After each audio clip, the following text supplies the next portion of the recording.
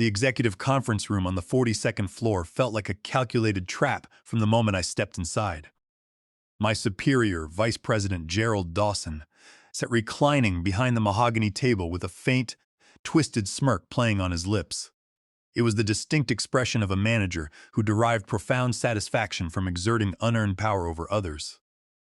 I was 49 years old, a senior systems architect and strategy director who had spent 6 grueling years putting everything I had into Apex Vantage Solutions. For 72 consecutive months, I worked 80-hour workweeks, reorganized our regional client architecture, and single-handedly expanded our division portfolio by 40%. I had sacrificed evenings, weekends, and personal relationships under the explicit promise that when the senior executive director position opened, it was rightfully mine. Gerald adjusted his gold cufflinks, not even bothering to stand up or offer a seat. "Julian," he said in a tone dripping with superficial, patronizing calm, "I have news regarding the corporate advancement we reviewed last month." My pulse remained steady, though my stomach tightened slightly. I had earned this step through sheer quantitative performance. "We have decided to take the corporate division in a different direction," Gerald continued, leaning forward with an obvious gleam of satisfaction in his eyes. "Someone more suitable emerged for the executive role." The words hovered in the air like a cold verdict.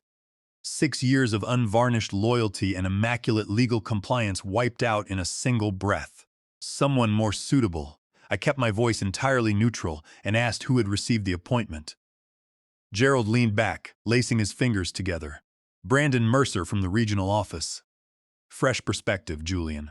Sometimes an enterprise requires an executive who is not so deeply embedded in legacy operational methods." Brandon Mercer was 26 years old. He had been with the enterprise for a mere 8 months.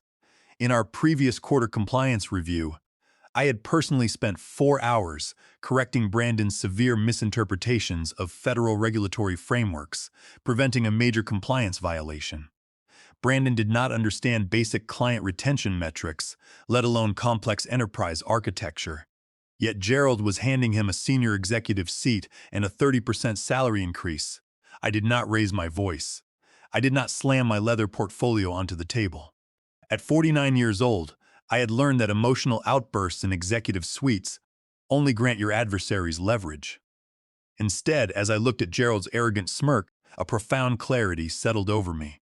I remembered a critical secret, a financial reality that Gerald had forgotten, something he had no idea I controlled. Before I detail how I executed my response, please take a quick second to tell me in the comments where you are tuning in from today. I love seeing how far our stories travel around the world. And please hit that like button and subscribe if you appreciate stories of strategic corporate justice.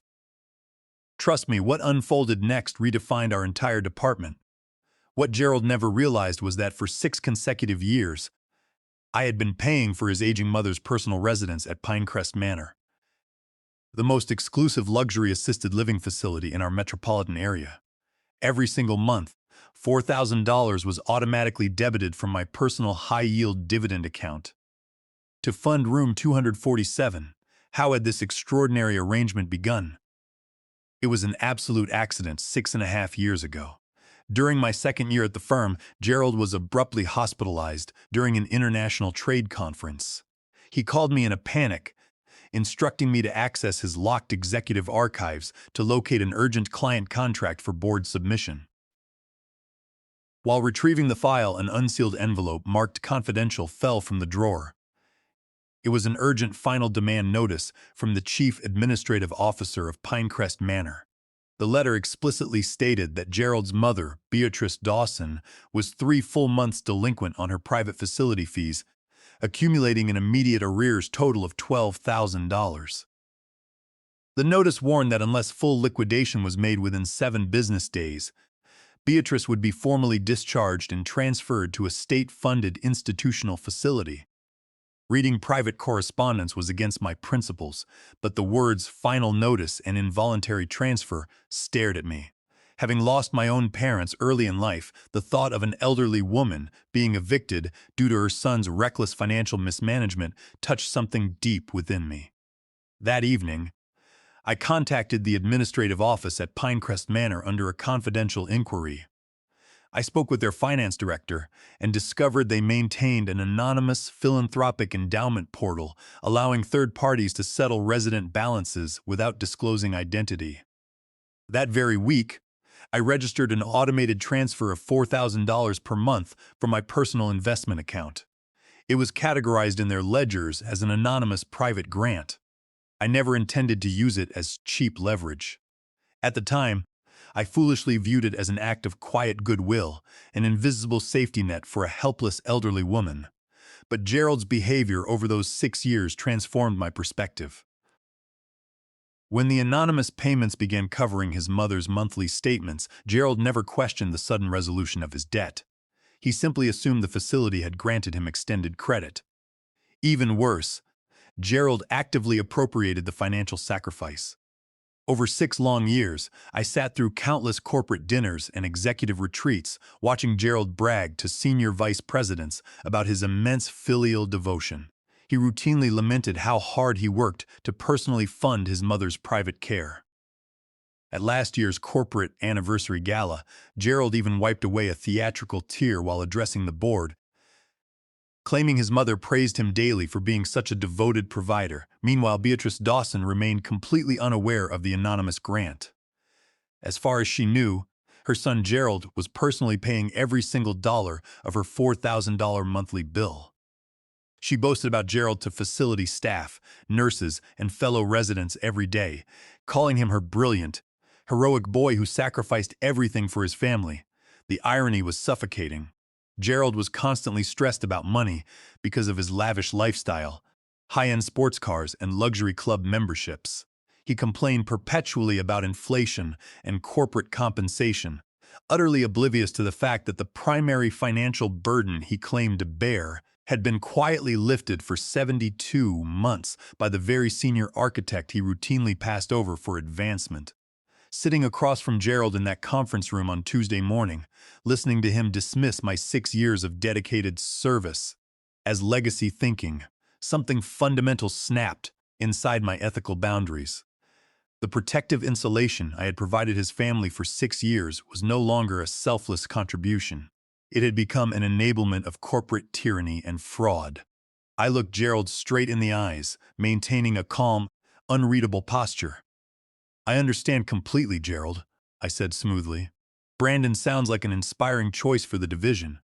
I am sure his fresh perspective will be enlightening." Gerald blinked, visibly caught off guard by my absolute composure. He had clearly anticipated an argument, a grievance filing, or an emotional plea. "I am glad you are taking this with such professional maturity," Gerald remarked, adopting his familiar condescending tone.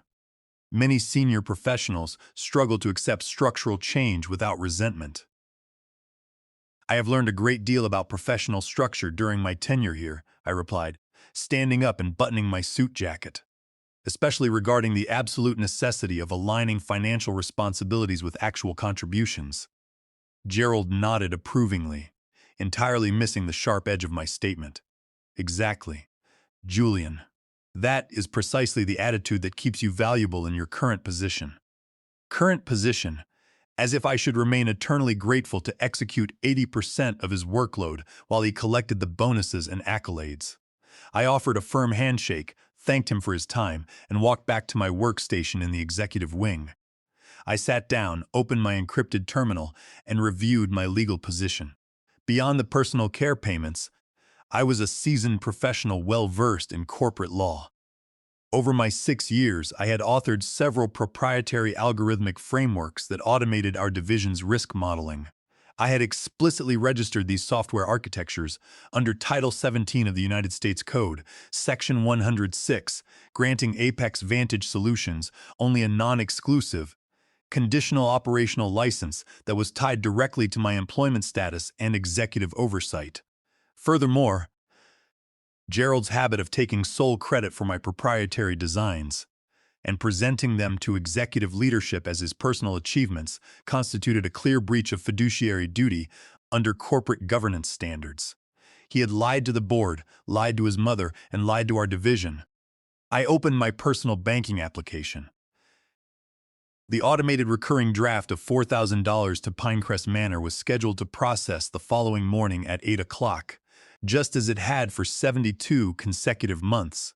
The total capital I had disbursed out of my personal dividend account over 6 years stood at exactly $288,000. I stared at the confirmation screen for 30 seconds. I thought about Gerald standing at corporate galas, taking credit for sacrifices he never made. I thought about Beatrice Dawson telling facility nurses that her heroic son funded her comfort. I thought about Brandon Mercer sitting in the office I had earned through 6 years of sweat equity. I clicked Terminate Recurring Transfer. Immediately after, I dialed the direct line of Clara Montgomery, the Chief Financial Officer at Pinecrest Manor. "Hello, Clara," I said calmly. "This is regarding the anonymous philanthropic grant account for room 247, registered under Mrs. Beatrice Dawson." "Ah, yes, Mr. Barrett." Clara recognized my voice immediately from my initial setup years ago. "How can I assist you today?" "I need to terminate the monthly grant contributions effective immediately," I stated clearly. "Please remove my bank account authorization from the facility ledger." Clara paused for a brief moment, her tone remaining professional. "We entirely understand, Julian. Philanthropic contributions are voluntary, and circumstances change. Under our standard operating protocols, we issue a formal legal notice of ledger adjustment to the primary family contact on Friday afternoons. That provides the family 72 hours over the weekend to establish alternative financial arrangements before any operational status change occurs." "That schedule is entirely acceptable," I answered. It was Tuesday morning. That gave me exactly 3 days. I spent Wednesday and Thursday working with terrifying precision. I attended scheduled division meetings, completed my technical assessments, and responded to Gerald's administrative demands with immaculate efficiency. Gerald was visibly relieved that I was not filing a formal grievance with human resources. On Wednesday afternoon, he even paused by my desk to compliment my recent client presentation framework, remarking that my technical execution was the exact reason he valued me in my current operational role. On Thursday morning, Gerald issued a division-wide memo announcing Brandon Mercer's appointment as Senior Executive Director. The email praised Brandon's visionary leadership potential and requested that all senior staff extend their full cooperation during the transition. I read the memo, archived it, and continued drafting my technical audit reports. Friday morning arrived. I entered the building early, arranged my physical files, and prepared my workstation. At 11 o'clock sharp, the phone inside Gerald's private glass office began ringing. He answered it casually. Moments later, his body stiffened. The phone rang again, then a third time. By noon, Gerald was pacing furiously behind his frosted glass walls, holding his cell phone to his ear with white knuckles. Sweat was visible on his forehead, and his body language radiated severe panic. At 2 o'clock on Friday afternoon, Gerald left the building without speaking to a single executive staff member. Over the weekend, I rested comfortably, knowing that the wheels of financial truth and legal accountability were turning. On Monday morning, Gerald entered the floor, looking like a man who had survived a catastrophic disaster. His tailored suit was wrinkled, his tie was crooked, and dark circles shadowed his eyes. He avoided eye contact with the team and locked himself in his office for hours. On Tuesday morning, while I was reviewing our quarterly infrastructure reports, Gerald appeared beside my workstation. He did not call me into his office. He stood directly beside my chair, breathing heavily. "Julian," he whispered, his voice hoarse and trembling, "I need to ask you something confidential, and I need you to give me an honest answer." I looked up from my monitor, adopting an expression of polite inquiry. "Of course, Gerald. What is on your mind?" Gerald swallowed hard, running a trembling hand through his uncombed hair.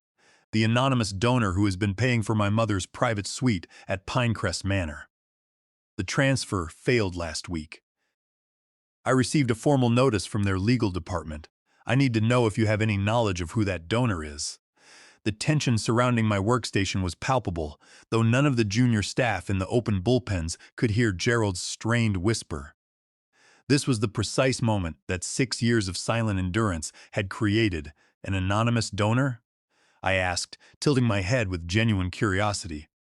Gerald, I am not sure I comprehend why you are asking me about your family's financial structures.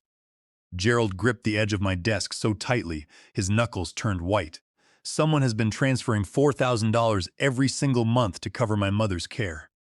For 6 years, he stammered, his eyes wide with terror. The facility ledger shows 72 consecutive months of anonymous payments. But the draft was revoked last week.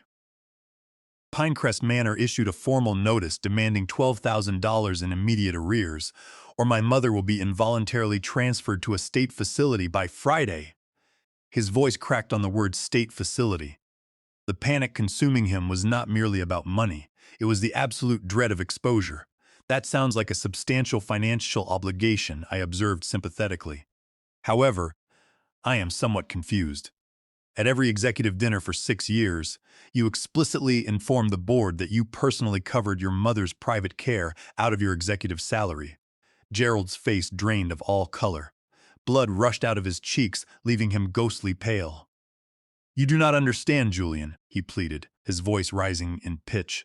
I have told my mother, my wife, and executive leadership that I was personally making those payments.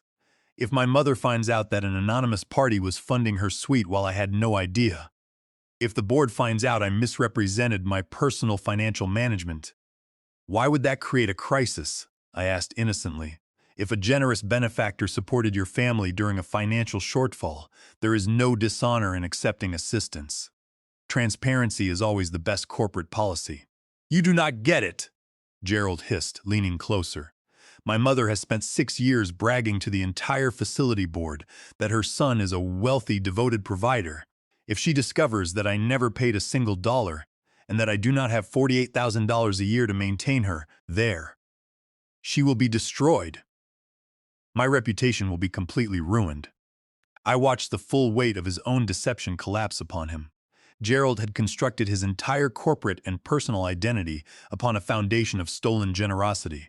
For 72 months, he enjoyed the prestige of a devoted son and a high-earning executive, while shifting the real burden onto the very man he exploited at work. Gerald, I said softly, stepping into his personal space. Is there a specific reason you suspect I might have information regarding Pinecrest Manor?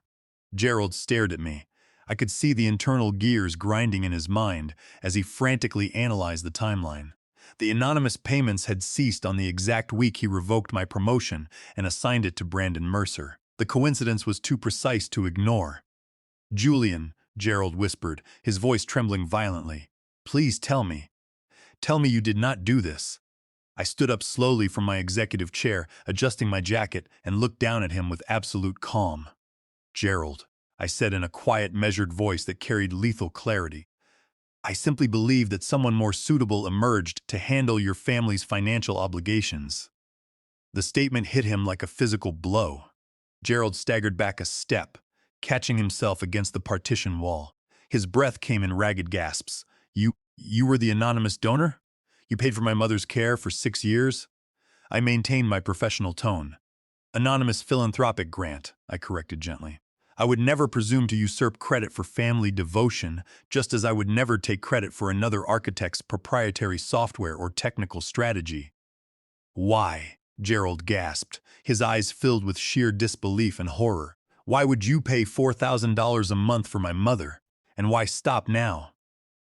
I sat back down at my terminal and pulled up my quarterly strategy model.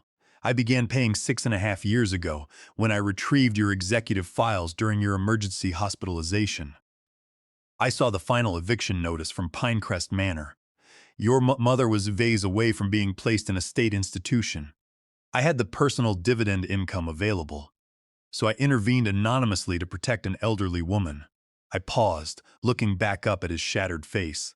I stopped paying because last Tuesday you made it abundantly clear that legacy loyalty and personal sacrifice have no value in your management framework. You informed me that someone more suitable was required.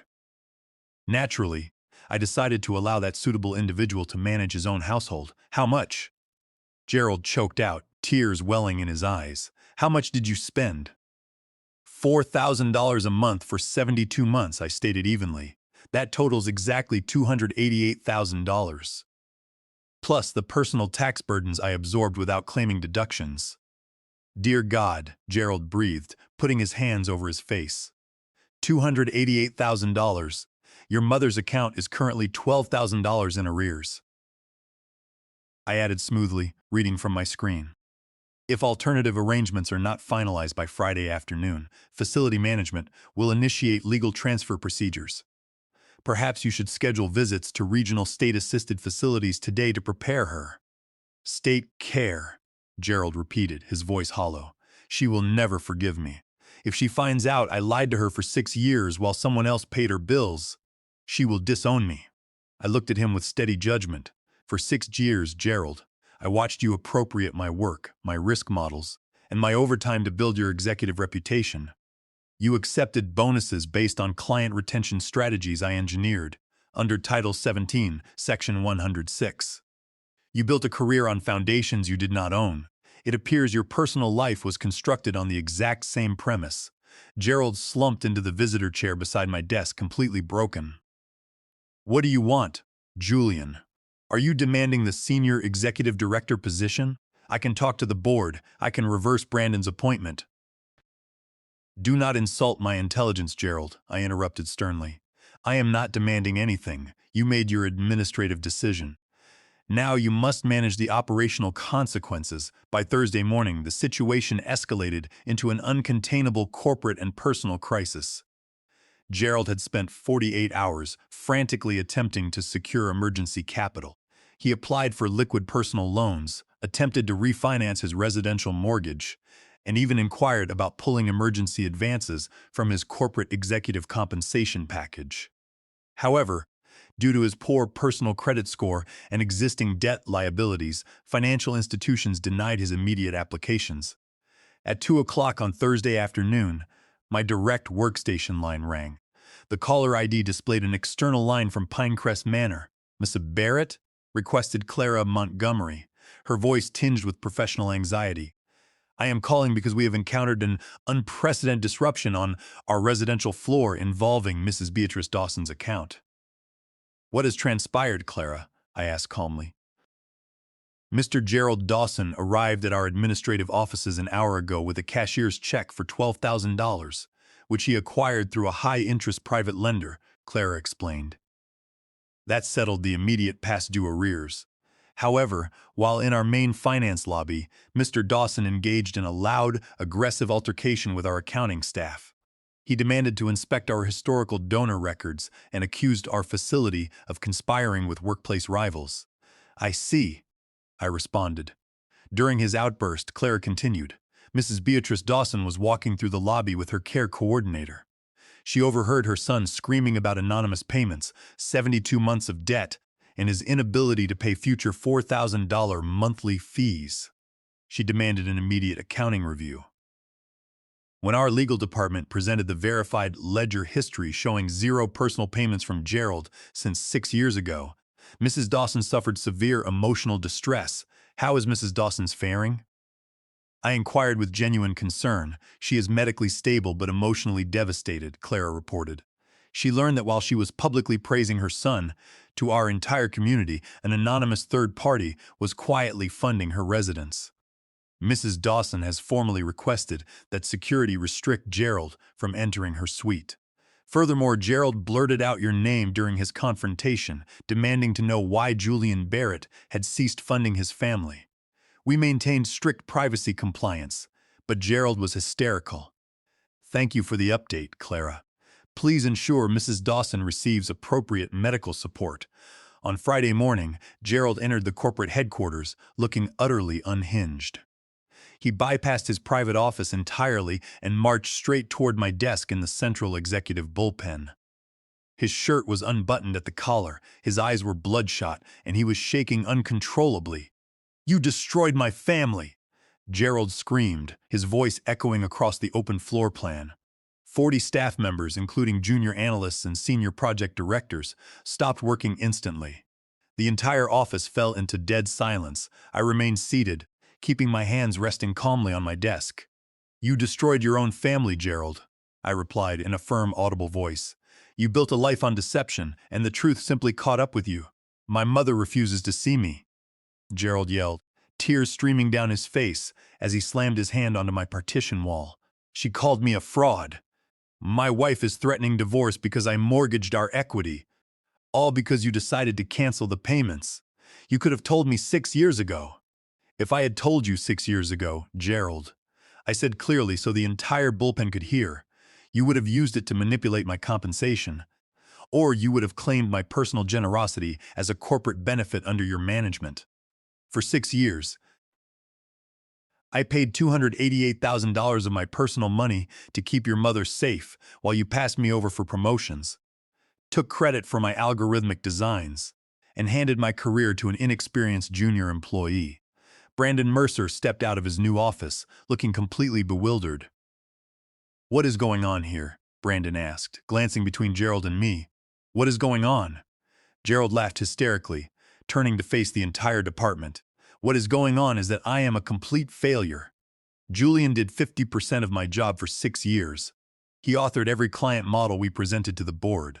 And while I was boasting about paying $4,000 a month for my mother's private care, Julian was paying it from his personal bank account. Nearly $300,000. The executive floor erupted in muted gasps. Sophia Jenkins from accounting covered her mouth in shock. Mason Fowler from software development stared at Gerald with absolute disbelief. Gerald turned back to me, his hands shaking in desperation. "I will cancel Brandon's advancement right now, Julian. I will go to the board and demand they name you Senior Executive Director. I will give you whatever salary you want. Just tell my mother it was a corporate accounting misunderstanding." "No, Gerald," I said, standing up with absolute authority. "I will not lie for you, and I will not accept a promotion offered out of panic and guilt. You taught me that legacy dedication means nothing to you. Now you must live with the legal and personal reality of your actions." Before Gerald could respond, the heavy glass doors of the executive suite opened. Executive Vice President Evelyn Reynolds walked into the bullpen, her expression thunderous. She had witnessed Gerald's public breakdown from the adjoining corridor.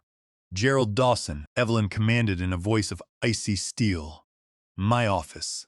Immediately Gerald slumped his shoulders, wiped his face with his sleeve, and followed Evelyn down the hall like a condemned man. 20 minutes later, Evelyn walked back into the bullpen. "Julian Barrett, please join me in the executive boardroom." I gathered my documentation folder, which contains 6 years of verified work logs, proprietary software registrations under Title 17, Section 106, and certified bank statements of the $288,000 grant disbursements. I walked calmly into the boardroom to conclude the reckoning. The executive boardroom was silent as Executive Vice President Evelyn Reynolds motioned for me to take a seat. She sat across from me, her face pale with anger over the massive administrative failure that had unfolded on her floor. "Julian," Evelyn began, her voice controlled but intense, "I need an absolute, unvarnished accounting of what transpired between you and Gerald Dawson." I placed my structured documentation folder onto the polished conference table. I presented a complete narrative supported by empirical evidence. I detailed how 6.5 years ago, I discovered Gerald's mother facing immediate eviction due to $12,000 in unpaid arrears. I explained my decision to fund room 247 at Pinecrest Manor anonymously via a monthly $4,000 draft from my dividend portfolio, totaling $288,000 over 72 months. I then presented my professional audit records. I demonstrated how Gerald routinely presented my proprietary risk modeling algorithms, which I held copyrighted under Title 17, Section 106, to the executive board as his personal intellectual creations. I showed how Gerald used my labor to secure executive bonuses while repeatedly denying me earned advancement, culminating in his assignment of the Senior Executive Director post to Brandon Mercer. Finally, I documented how Gerald falsely claimed corporate tax write-offs and executive allowances by alleging he personally funded his mother's care. Evelyn reviewed the financial ledgers, copyright registrations, and bank receipts in absolute silence. Her jaw tightened with every page she turned. "This is the most severe breach of fiduciary duty and corporate misrepresentation I have ever witnessed in my 25 years of corporate management," Evelyn declared, closing the folder.